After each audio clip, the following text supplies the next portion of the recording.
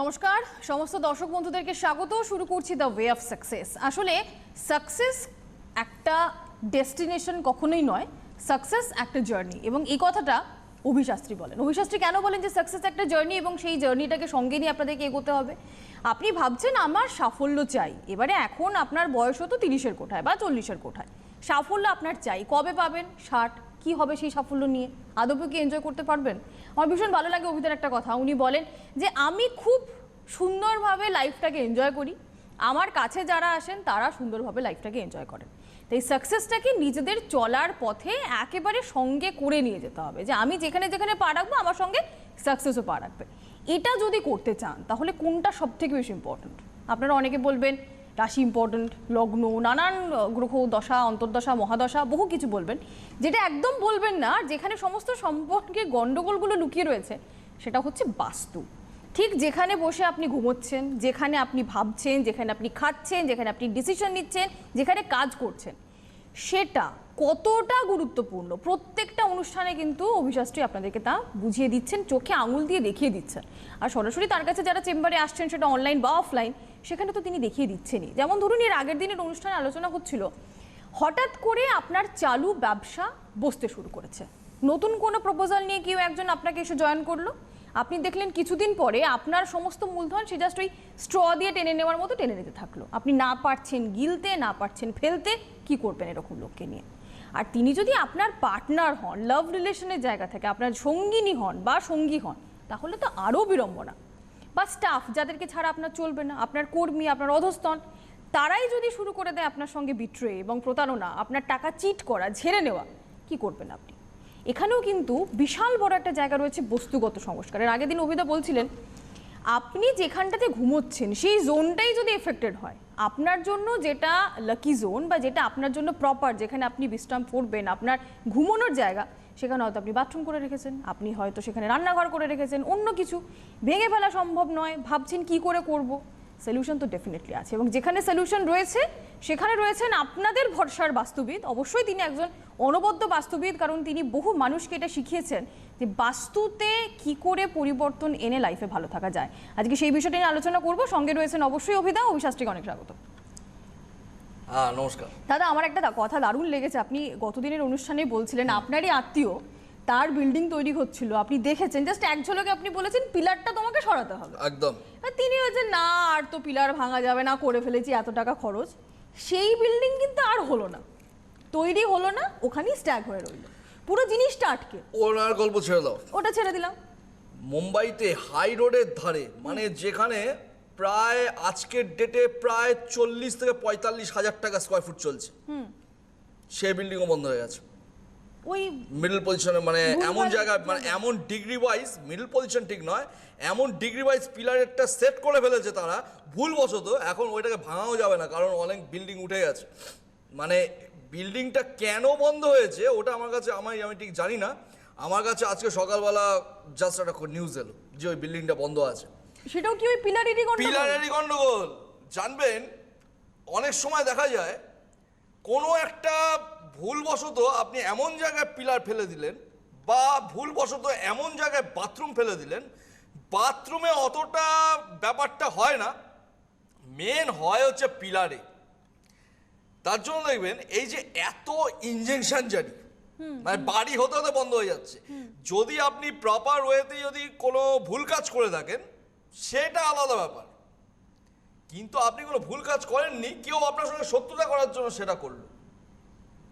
ভালো করে একটু চোখ কান খুলে পিলার সেটিংগুলো দেখুন।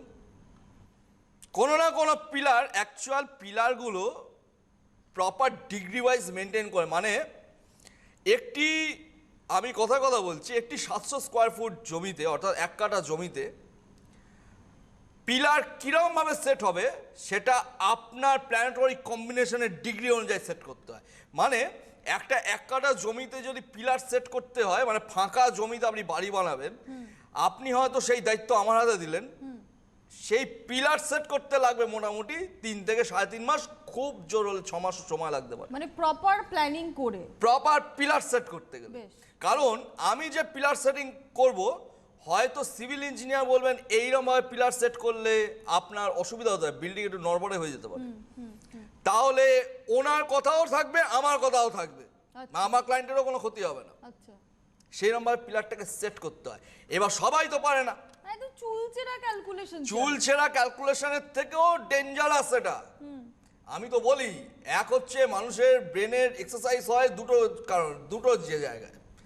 এক হচ্ছে দাবা খেললে, হ্যাঁ। অত্যন্ত চেস যারা খেলে, হ্যাঁ। দাবা যারা খেলে, হ্যাঁ। প্রচন্ড ব্রেনের এক্সারসাইজ হয়।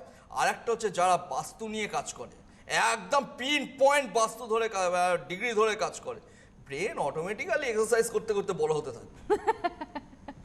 তার কারণ আমি গতকাল বলেছিলাম যে প্রপার জোনে যদি আপনারা না ঘুমন, না হবে আপনার ছেলের পড়াশোনা, না হবে আপনার হাজবেন্ডের চাকরির জায়গা ঠিকঠাক, না হবে ব্যবসার জায়গা ঠিকঠাক, ভুলভাল ডিসিশন হয়ে যাবে। অনেক ক্ষেত্রে দেখা যায় একাধিক ফ্যামিলিতে আমি দেখেছি ফ্যামিলি ছাড়খাড় হয়ে গেছে। ছেলে এক ধরনের, তার ছেলের মায়ের ছেলেকে নিয়ে এক ধরনের চিন্তা, তার হাজব্যান্ডকে নিয়ে আরেক ধরনের চিন্তা, তার হাজব্যান্ডের বিজনেস নিয়ে চিন্তা, ছেলের নানাবিধ বদ সঙ্গে পড়ে গেছে সেই নিয়ে তার বাবা মার মাথায় চিন্তা। এত চিন্তা আসে কোথা থেকে? আমি আবারও বলছি, প্ল্যানেটরি কম্বিনেশন এটা হচ্ছে ইজ দ্য সুপ্রিম পাওয়ার। ওইটাকে বেস করে এবার দেখতে হবে যে আপনি আপনার বাস্তুতে কোনো ভুলভাল জায়গা কিছু করে ফেলছেন কিনা। আপনার প্ল্যানেটরি কম্বিনেশন ওই টাইমটা যখন বাড়িটা উঠেছে, বাড়িটা তৈরি হয়েছে, হয়তো আপনার হাজব্যান্ডই তৈরি করেছে, সেই সময়টা আপনাদের তিনজনের প্ল্যানেটরি কম্বিনেশনে কোনো নেগেটিভ টাইম চলছিল কিনা। মানে ওটা এফেক্ট করবে ওখানে? অবশ্যই এফেক্ট করবে। যেমন ধরো, আমি এটা খুব মানে বুক চওড়া করে অনলাইনে বলতে পারি, ধরুন আপনার উচিত, আপনার ইচ্ছা হচ্ছে যে বাবা বা মা সেরকম পয়সার জন্য লেখাপড়া করতে পারেনি, আপনার ইচ্ছা হচ্ছে আপনার ভবিষ্যৎ প্রজন্ম যিনি আসতে চলেছেন পৃথিবীতে, তিনি তাকে আপনি ডাক্তার তৈরি করবেন, ইঞ্জিনিয়ার তৈরি করবেন, ভালো একজন অ্যাডভোকেট তৈরি করবেন, বা ভালো একজন ব্যারিস্টার তৈরি করবেন, ভালো একজন ক্রিকেটার তৈরি করবেন। যেটা তৈরি করবেন শুধু ভাবলেই হলো না, শুধু স্বপ্ন দেখলেই হলো না, বাস্তুটিকে সেরম ভাবে করে ওই অবস্থায় আপনার ওয়াইফকে ওই বাস্তুতে রাখুন। অটোমেটিক যখন মানে ভূমিষ্ঠ হবে সেই রকম ভাবে প্ল্যানেটরি কম্বিনেশন সেজে যাবে। এটাই সায়েন্স, এটাই বাস্তব কথা। এটা তো সাংঘাতিক, এটা তো সাংঘাতিক কথা তুমি বলছেন আপনি। তুমি ধরো তোমার ক্ষেত্রে মানে আমার ক্ষেত্রেও হবে না, হ্যাঁ, ভবিষ্যৎ প্রজন্ম যারা রয়েছে মানে যারা আসবে আর কি, আচ্ছা আচ্ছা, তাদেরকে ধরুন কেউ চাইছে আমার ছেলেকে আমি খুব ভালো একজন বিজনেসম্যান তৈরি করতে চাই, যার ব্যবসায়ী হিসেবে নাম খ্যাতি সব থাকবে। সেই রকম ভাবে বাস্তুটিকে তৈরি করে ওই অবস্থায় আপনার ওয়াইফকে, বা আপনিও থাকবেন ওখানে, আপনার ওয়াইফই মেন থাকবেন ওখানে, আপনিও থাকতে পারবেন। অটোমেটিক গ্রহ সন্নিবেশ ওইভাবেই সেজে যাবে। এটাই সায়েন্স। আপনি পারেন আপনার আগামী জীবনে যিনি আসছেন, যে বা যারা আসছে, তাদেরকে সুস্থ রাখতে, ভালো রাখতে। এটা তো ফিউচার ডিজাইনিং। অবশ্যই অবশ্যই। Future আমি design। বলছি কেন সাকসেস হাতের মুঠোয় থাকে, সাকসেসের পেছনে ছুটতে হয় না। যদি আপনারা সিরিয়াস হন, একটা জিনিস জানবেন, কাল সর্প, মাঙ্গলিক, এই ওই সেই অনেক শুনেছেন, হ্যাঁ সত্যি এগুলোর এফেক্ট তো অবশ্যই রয়েছে, নেই যে তা নয়, কিন্তু আদৌ কি ওই এফেক্টের জন্যই আপনি শুধু ঝাড় খাচ্ছেন, নাকি আমি যেভাবে থাকছি সেটা ওই এফেক্টটা আরো বাড়িয়ে দিচ্ছে? যে কোনো জিনিসকে বাস্তু বাড়িয়ে দিতে পারে, ভালোকেও বাড়াতে পারে, খারাপকে তো বাড়াবেই, ওগুলো গল্প ছেড়ে দিন। বাস্তুটাকে ঠিক করুন। কিভাবে ঠিক করতে হবে? ধরুন আপনার হাজবেন্ড, বা ধরুন আপনার হাজবেন্ডের জন্য বা আপনার জন্য উত্তর দিকের ঘর ভালো। এবার দেখা যাচ্ছে উত্তর দিকে আপনার টয়লেট, কোনো ঘরই নেই, মানে ঘর যে বানাবেন আমার কথা শুনে সেটাও আপনি করতে পারছেন না। কি করণীয়? আজকে রাশি লগ্ন ধরে ধরে একদম আসবো, বিশেষ করে আমি লগ্ন ধরে ধরেই আসবো, মেষ লগ্ন থেকে মীন লগ্ন অবধি। খাতা আপনি অবশ্যই সঙ্গে রাখবেন। একদম। কিরকম ভাবে ট্যাকটিস খাটিয়ে বেডরুমকে সাজাতে হয়, আজকে সেই গল্প শোনাবো, বলবো। শুধু ইন্টেরিয়ার ডেকোরেশন করলেই হয় না, ঘর সাজানোর ইচ্ছে অনেকেরই থাকতে পারে, ফ্ল্যাট সাজানোর ইচ্ছে অনেকেরই থাকতে পারে। কিরকম ডায়াগ্রাম করলে আপনাদের সুবিধা হবে আপাত দৃষ্টিতে, চার্ট ওয়াইজ তো আলাদা হবে, বলবো, খাতাবেন সঙ্গে রাখুন। ব্যবসা হবে, চাকরির দরকার চাকরি হবে, বাচ্চার পড়াশোনা দরকার অবশ্যই হবে। তিনটে জিনিসই বলবো, খাতা পেন সঙ্গে রাখুন। কেউ আছেন বলে? একদম। নমস্কার, কে রয়েছেন? হ্যালো। হ্যালো। হ্যাঁ নমস্কার, কে বলছেন? হ্যাঁ, হ্যাঁ নমস্কার দিদি। কোথা থেকে কে বলছেন? আমি সোনালী ছন্দ বলছি কলকাতা থেকে। কলকাতা থেকে বলছেন সোনালী, আপনাকে অনেক স্বাগত। আপনি দেখছেন ওয়ে অফ কলকাতার কোথা থেকে সাকসেস। বলছেন? হ্যালো, হ্যাঁ আমি কলকাতা বাবুইহাটি থেকে বলছি। বাগুইহাটি থেকে বলছেন। আপনাকে ওয়ে অফ সাকসেসে অনেক স্বাগত। কিন্তু দিদি, কথা তো আপনি বলবেন, তার সঙ্গে এটাও তো বলতে হবে কেমন লাগছে ওয়ে অফ সাকসেস, কেমন লাগছে অভিদার অসামান্য প্রেডিকশন। আপনি শুনছিলেন কি বলছিলেন অভিদা? একদম একদম, উনি বাস্তু সম্পর্কে যে কথাগুলো বলছেন, হ্যাঁ। মানে সত্যি কথা এখন বুঝতে পারি যে মানে কি ভুল মানুষ অজান্তে করে ফেলে। ঠিক ঠিক ঠিক। হ্যাঁ মানে এইগুলো যত শুনছি তত মানে গায়ে কাটা দিয়ে উঠছে যে মানুষ তার ভুলের বশে বা তার নিজের অজান্তে, কারণ আমরা সাধারণ মানুষ তো আমরা এগুলো জানি না, বুঝি ঠিক না, ঠিক ঠিক। আমরা নিজের অজান্তে যে ক্ষতিগুলো করে ফেলি সেইগুলো ভবিষ্যৎ প্রজন্মের উপর কতটা মারাত্মকভাবে এফেক্ট ফেলে। মানে আজকে তো অভিদা এক্ষুনি বলছিলেন যে কিভাবে ফিউচার ডিজাইনিংটা পর্যন্ত করা যায়। ফিউচার ডিজাইনিং, এটা এই সাবজেক্টটা হ্যাঁ। এনেছিলেন আমার মারাত্মক। গুরুদেব। আমার যিনি গুরু আছেন, আচ্ছা। আমার যিনি প্রফেসর আছেন, তিনি নিয়ে এসেছিলেন। উনি আমাকে দয়া করে এই জিনিসটিকে শিখিয়েছেন কিরম ভাবে স্ট্রাকচারকে রেডি করতে হয়। বাস্তু স্ট্রাকচারে গ্রহ তৈরি হয়, মানে গ্রহ সন্নিবেশ ক্রিয়েট হবে। হয়, এটা হয়, অবশ্যই হয়। কিন্তু হ্যাঁ, আপনাদেরকে রাজি থাকতে হবে। না দাদা, ওখানে তো বাথরুম করলে হবে না, ওখানে তো আমি ভেবেছিলাম আমি একটা ড্রয়িং ইউনিট করব। না, আপনার ভাবনাকে বাদ দিতে হবে। আপনার ভাবনাকে আপনার মাথায় যা কিছু ভেবেছিলেন ওগুলো সব ডিলিট করে তারপর আমার কাছে আসতে হবে, ফাঁকা মাথা নিয়ে। ফাঁকা মাথা নিয়ে, যাতে আমি যেগুলো বলবো সেগুলো স্টোর করতে পারেন ভালোভাবে। আমি আপনার কথা শুনবো না, আপনাকে আমার কথা শুনে চলতে হবে, একদম। তবেই সাকসেস। কারণ আপনি বাস্তুবিদ, আমরা নই। আপনার কথাটাই শুনতে হবে। আপনাকে যদি কেউ বলে যে আপনার রোগটিকে সারাতে গেলে অপারেশন করতে হবে, আপনাকে কিন্তু অপারেশন থিয়েটারে ঢুকতে হবে। আপনি ভয় পাবেন ও রোগ থাক, তাহলে ডাক্তারবাবুর দোষ না। বা ডাক্তারবাবু আপনি আমার বাড়িতে এসে অপারেশন করুন। হ্যাঁ, সেটাও ডাক্তারবাবু তো সম্ভব করবেন না। আপনাকে আচ্ছা বলুন, আপনি সোনালী বলুন। কতদিন দেখছেন আমার প্রোগ্রাম? অভিদা আপনি মানে কি বলবো, আপনি তো আমার পরিবারে তো যা করেছেন, মানে অনেক দিন পরে, প্রায় অনেক দিন ধরে প্রতিদিন ফোনে চেষ্টা করতে করতে আজকে কোনো প্রকারে বোধহয় আমার ভাগ্য খুলেছে। আচ্ছা, আমার কাছে এসেছিলেন। সোনালী, আপনি যে কথা বলছেন এটা অসংখ্য মানুষ এই মুহূর্তে শুনছেন। তা আমি চাইবো আপনি আপনার এক্সপিরিয়েন্সটা শেয়ার করুন, যাতে আরো মানুষ বুঝতে পারেন যে বাস্তু সত্যি কি সাংঘাতিক কাজ করতে পারে। একটু শেয়ার করুন আমাদের সঙ্গে। হ্যাঁ, আমি আজকে ফোন করেছি মানে একটু অভিদার সাথে কথা বলবো বলে, এই কারণে যে উনি যে দেখিয়েছিলেন আমার বাবাকে এবং আচ্ছা। আমার ছেলেকে এবং আমার শ্বশুর মশাইকে, তিনজনকেই উনি দেখেছিলেন। তো মানে ওনারা তিনজনে, মানে আমার বাবার তো খুবই খারাপ অবস্থা ছিল আচ্ছা। আমার শ্বশুর মশাইয়ের থেকে, আর ছেলের অবস্থা ছিল হচ্ছে মানে ছেলে পড়াশোনায় ভালো, পড়াশোনা করে, মাথায় রাখে, মানে সবকিছুই রয়েছে, মানে ছেলের ট্যালেন্ট আছে। অভিদাই বলেছিলেন আচ্ছা। যে এই ছেলেটা তো খুবই ভালো, ছেলের ছক তো খুবই ভালো, আচ্ছা। কিন্তু এরকম কেন হচ্ছে? বলছে, উনি বলেছিলেন যে আপনি তো মা, আপনি আমার উপর বিশ্বাস করে ভরসা করে আমাকে যদি একটু সময় দেন আমি চেষ্টা করে দেখতে পারি। আচ্ছা। তো আমি মানে চোখ বন্ধ করে আমি বলেছিলাম যে স্যার আপনি আমার ছেলেকে, আপনার ছেলে বলুন, আপনার ভাই বলুন, যাই বলুন না কেন, মানে সেইভাবেই আপনি দেখুন যাতে মানে ও জীবনে দাঁড়াতে পারে, কারণ আমার এই সন্তানটা অনেক কষ্ট করে আমার পাওয়া। সুতরাং আমি মানে অভিদার উপর ছেড়ে দিয়েছিলাম। অভিদা সেই ছেলেকে, ওর যেখানে ওর পাওয়ার কথা 95, 94, সেইখানে ওর রেজাল্ট আসছিল 70%। আচ্ছা। মানে এতে করে ছেলে যেমন ডিপ্রেশনে চলে যাচ্ছে, আমি ডিপ্রেশনে চলে যাচ্ছি, আমার বাড়ির প্রত্যেকে, মানে ও দিদা দাদু কান্নাকাটি করছে। তো মানে সেখান থেকে অভিদায় আবার সেই ওকে ডিপ্রেশনের হাত থেকে বা সেই ওকে নাম্বারের জায়গায়, মানে ও এখন মানে ভালো জায়গায় রয়েছে। ছেলে এখন হচ্ছে ইঞ্জিনিয়ার, ছেলে ভালো জায়গায় চাকরি করছে। বাহ। আর আচ্ছা। বাবাও ভালো আছেন। শ্বশুর মশাইও ভালো আছেন, বাবার তো খুব সাংঘাতিক অবস্থা ছিল। আপনি কি এটা হচ্ছে অনলাইন মানে- করেছিলেন না চেম্বারে এসেছিলেন? দাদা আমি চেম্বারে গেছিলাম, ওই যে আমার শাশুড়ি মাকে নিয়ে হুইল চেয়ারে করে গেছিলাম আপনার কাছে। ও আপনার মনে আচ্ছা পড়েছে? আচ্ছা মনে পড়েছে? আচ্ছা আচ্ছা বুঝতে পেরেছি আচ্ছা। বুঝতে চিনতে পেরেছি। পেরেছেন দাদা? হ্যাঁ কেমন চিনতে আছেন পেরেছি। আপনি? আপনার আপনার শাশুড়ি মায়ের হাতেও একটু প্রবলেম ছিল মনে হয়। হ্যাঁ হ্যাঁ হ্যাঁ, এসেছিল দাদা, আপনি চিনতে পেরেছেন? আমার Thank you so বলছি না দুটো মানুষের ব্রেন খুব সজাগ হয়, খুব তীক্ষ্ণ হয়। এক হচ্ছে যারা চেস প্লেয়ার, দাবা খেলে যারা, আর যারা বাস্তু নিয়ে চর্চা করে তারা।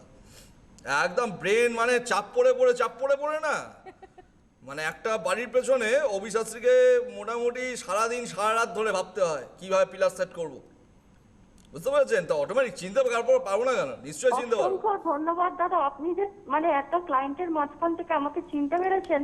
মানে আমি আমার সমস্ত শাশুড়ি- ক্লায়েন্টকে চিনি। হয়তো নামগুলো আমার একটু আধটু মনে নাও থাকতে পারে, কিন্তু মুখ আমার প্রত্যেকটা লোকের মুখ মনে থাকে। কি কি কেস ছিল? আপনার বাবা কেমন আছেন? আপনার বাবার তো অবস্থা খুবই খারাপ ছিল। আমার বাবা আগের থেকে অনেক ভালো আছে দাদা, অনেক মানে স্টেবল আছে। লোনগুলোর কি খবর? লোনগুলো মোটামুটি 90% শোধ হয়ে গেছে। বাবা, হ্যাঁ, বাহ। আর হচ্ছে আমি যে স্টোনগুলো দিয়েছিলাম ওগুলো পড়ে আছে তো? ওইগুলো একদম পড়ে আছে। ওগুলো পড়ে আছে তো? আর আমি যে বাস্তু ট্রিটমেন্টগুলো বলে দিয়েছিলাম ওগুলো করছে? ওরে বাবা, নিয়ম করে প্রতিদিন দাদা, নিয়ম করে প্রতিদিন। মানে মানে খাওয়া দাওয়া যদি মিসও হয়ে যায়, কিন্তু ওইগুলো মিস হয় না। একদম, তার জন্যই ভালো আছে। কতটা ভালো আছে মানে 100-র মধ্যে কতটা হবে, কত পার্সেন্ট হবে? বাবার যা অবস্থা ছিল, মানে সেখান থেকে মানে কি বলবো, মানে মিরাকেল রেজাল্ট। আমরা যেটা নিজেরাও কোনোদিন ভাবতে পারিনি, কারণ আমার বাড়ির বাস্তু প্রচন্ড খারাপ। মানে আমার যেটা বাপের বাড়ি তার বাস্তু প্রচন্ড খারাপ, আপনি বলেইছিলেন। হ্যাঁ। তো মানে সেই জায়গাটা আপনার বাড়িতে আপনি যদি সেকেন্ড টাইম আমাকে ডাকেন বাস্তু বানানোর জন্য, আমি যেতেই ভয় পাবো। এত ডেঞ্জারাস বাস্তু, এতটাই খারাপ ছিল? এতটাই খারাপ ছিল। আচ্ছা আচ্ছা আচ্ছা।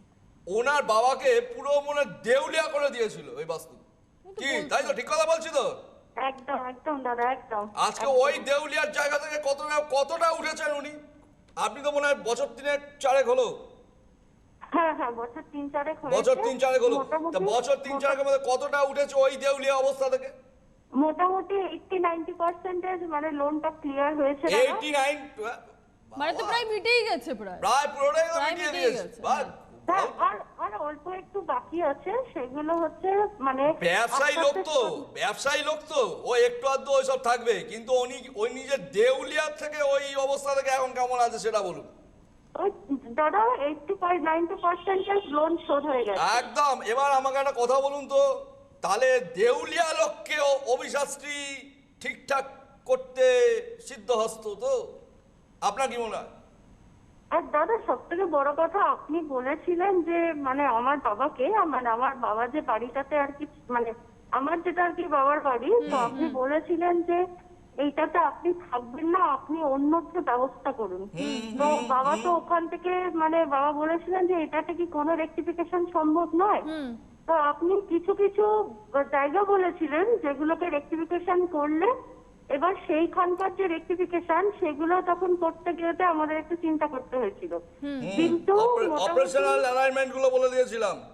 হ্যাঁ হ্যাঁ, এবারে তখন অপারেশনাল হচ্ছে- অ্যালাইনমেন্ট দাদা মানে কি বলবো, মানে ধার দেনা করে মানে ওই যে ডিসিশনটা, মানে ওইটা যে ঘুরিয়ে দেবে, মানে আমি ভাবতেও পারিনি। তাহলে ওই জায়গা থেকে আজকে আপনি আমাকে একটা কথা বলুন তো, যে আপনার বাবা মানে ও, আমার কাছে তো প্রত্যেক কেসই খুব মানে প্রেফারেন্সের জিনিস, প্রত্যেকটা কেসে ছোট হোক বড় হোক। বাট আপনার বাবার মানে যে অবস্থা ছিল ওই জায়গা থেকে যে ঘুরে গেছে আপনার বাবা, প্রায় 180 ডিগ্রি ঘুরে গেছে। তা কেমন লাগছে আজকে? আপনার কি মনে হয় বাস্তু সায়েন্স কতটা এফেক্টিভ? কি মনে হচ্ছিল শুরুর দিকে যখন এসেছিলেন আজকে? প্রথম কথা মানে বাস্তু কি জিনিস সেইটার ব্যাপারে তো একদম পুরো অজ্ঞ মূর্খ ছিলাম, এখন মনে হয়। আর এখন বাবাকে চোখের সামনে এগুলো দেখবার পরে, শুধু বাবার ক্ষেত্রে কেন দাদা, আপনি তো আমার শ্বশুর মশাইয়ের ক্ষেত্রেও করেছেন, মানে আমার বাড়িতে সেগুলো অ্যাপ্লাই তো। শ্বশুর মশাই তো সামান্য ব্যাপার ছিল।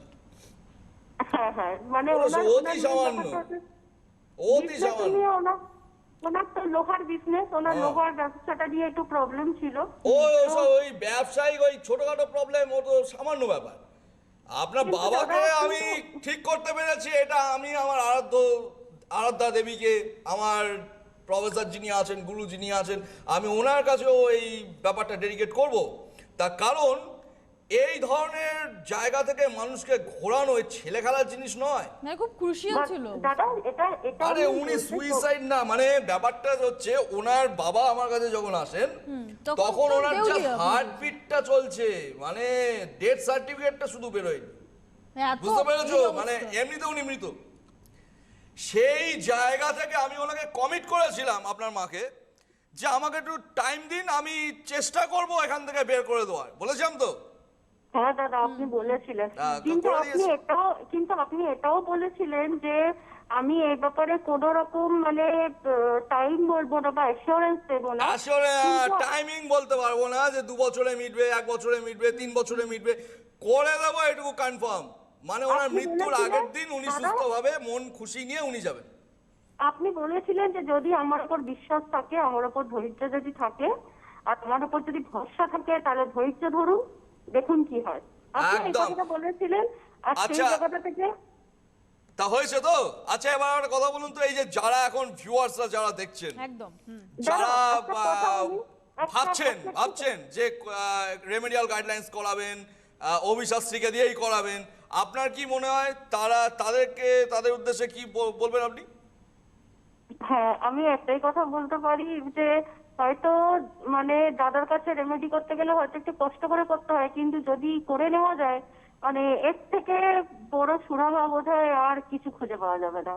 এইটুকুই আমি বলতে পারি সবাইকে এইটুকুই আমি যে কোনো মানে জিনিস- আমার তরফ থেকে আমি এইটুকুই তাদেরকে মানে কি বলবো, মানে বলতে পারি যে দাদার কাছে একবার কেস এনে যদি ফেলে দেওয়া যায়, সেটাকে সত্যি দাদা কোন দিক থেকে কিভাবে যে উনি ঘোরায়, মানে অবশ্যই দাদা একটাই ওরে কথা বাবা, বলে আপনি বলবো, অনেক বড় সার্টিফিকেট দিয়ে দিয়েছেন, অনেক ধন্যবাদ, অনেক সার্টিফিকেট দিয়ে দিয়েছেন। অনেক ধন্যবাদ। আচ্ছা বলুন, আজ কার সম্বন্ধে জানবেন? হ্যালো। না, উনি জানার জন্য সম্ভবত ফোন করেননি, সম্ভবত জানানোর আচ্ছা, জন্য ফোন ফোনটা কেটে গেছে? হ্যাঁ, নেই সম্ভবত আমাদের সঙ্গে। আচ্ছা, যাই হোক। আমার মনে হয় উনি জানানোর জন্য ও ফোন না, করেছেন। উনি আছেন। আচ্ছা, বলুন কার সম্বন্ধে জানবেন? আজকে দাদা ওই মেয়ের সম্পর্কে একটু জানার আচ্ছা ছিল। আচ্ছা, বলুন মেয়ের date of birth, time of birth বলুন। সময় ভীষণ কম, বলুন চট করে। হ্যাঁ, মেয়ের ডেট অফ বার্থ হচ্ছে 1 জানুয়ারি 2013। 1 জানুয়ারি। ওরে হ্যাঁ। বাবা, বাবা, দারুণ দিন তো। দারুণ। আচ্ছা, 1 টাইম জানুয়ারি। বলুন ম্যাডাম। বলুন। একদম রাত্রি 12টা। রাত্রির 12 টাইম ঠিক আছে? হ্যাঁ, টাইম একদম ঠিক আছে দাদা। টাইমও অসাধারণ, আচ্ছা। দিনও অসাধারণ। রাত 12টা, রাত 1 12টা জানুয়ারি। 1 জানুয়ারি, মানে 31st just নাইট ছিল। পয়লা জানুয়ারিতে পা দিয়েছে। 31st নাইট হ্যাঁ। ছিল। আচ্ছা, সোমবার থেকে মঙ্গলবার হয়েছিল। হ্যাঁ দাদা। আচ্ছা, এইবার আমি কন্যা লগ্ন, কর্কট রাশি, অশ্লেষা নক্ষত্র। বহু হ্যাঁ দাদা, জেদ, একদম। প্রচুর জেদ। হ্যাঁ কেমন? দাদা, মেয়ের জেদ কেমন? মারাত্মক দাদা, মানে মারাত্মক জেদ। ওর দাদাকে তো খুব মারধর করে, খুব অত্যাচার করে দাদা। এবার আমি বলে দিই, আপনার মেয়ের কিন্তু মানে পড়াশোনা নিয়ে কোনো ট্রাভেলস আসবে না। মেন যেটা আসবে, ওর অল্প বয়সে কোনো নার্ভের প্রবলেম এসে যাবে। কারণ আপনার বাড়ির নর্থ সাইড এবং আপনার বাড়ির, ও যে বাড়িতে থাকে ওই বাড়ির সাউথ ওয়েস্টেও কিছু প্রবলেম আছে। এটার জন্য এখন আমার কাছে আসার দরকার নেই। আমার কাছে ওকে নিয়ে আসবেন 2023 সালের লাস্টের দিকে, আমার কাছে নিয়ে আসবেন, যা রেমেডি করে দেবো, অ্যাবসলিউটলি ঠিক হয়ে যাবে। অ্যাবসলিউটলি 100 নয় 100% কনফার্ম হয়ে যাবে। না, সেটা উনি জানেন already। আজকে সময় শেষ হয়ে গেল। একদম। আগামীকাল শুক্রবার রাত্রির 11টায় আবারও উপস্থিত থাকবো লাইভ ফোন ইন প্রোগ্রামে সিটিভিএনে, ডিটেল আলোচনা করবো। আজকে তো সময় শেষ হয়ে গেল, আলোচনা করতে পারলাম না। আগামীকাল রেমেডিগুলো নিয়ে আলোচনা করব, কি করণীয়। যাওয়ার আগে ছোট্ট একটা কথা বলবো, যারা আমার কাছে আসবেন চোখে স্বপ্ন নিয়ে আসবেন, স্বপ্ন ছাড়া কেউ আসবেন না। স্বপ্ন দেখুন, বাস্তব করার দায়িত্ব আমার। থ্যাংক ইউ অভিদা, নমস্কার।